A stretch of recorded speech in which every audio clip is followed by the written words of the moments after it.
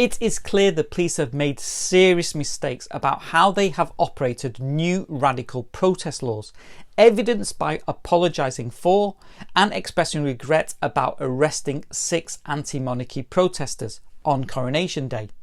The police accepted it was wrong to stop and detain their vehicle. It was wrong to search them. It was wrong to arrest them for a suspected lock-on offence. And it was wrong to detain them for hours at the police station.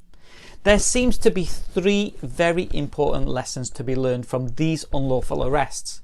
Firstly, some police officers have totally misunderstood the radical new protest laws, whether that is the new radical lock-on offence or the new radical going equipped offence.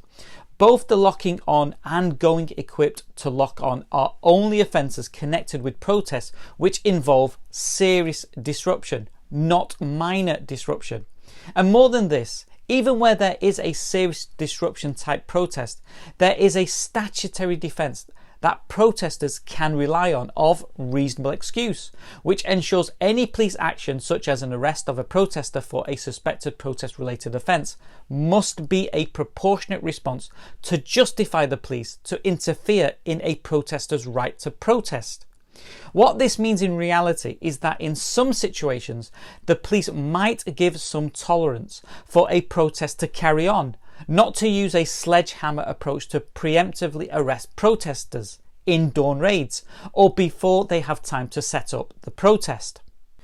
Take the example if the protest is in a particular location and is not significantly interfering with other people's right to say enjoy the coronation, or does not involve blocking a road to prevent an ambulance taking patients to the hospital, then perhaps the police should allow these protests to continue.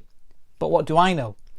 The second lesson is how easy it is to interpret information and intelligence to justify banning someone's right to peacefully protest with these new radical protest laws if the cause is not popular or official.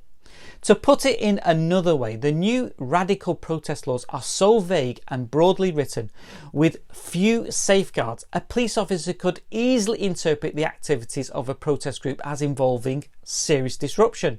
Don't most protests have this in mind to raise awareness of their cause? Or how easy it is to interpret or misinterpret items on protesters as something which is to assist them in a protest related offence.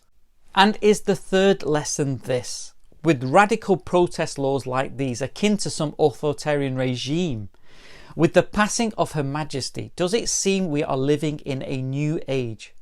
Protest at your own peril, or better still, keep your mouth shut and don't protest at all. Feel free to comment, follow, like and share.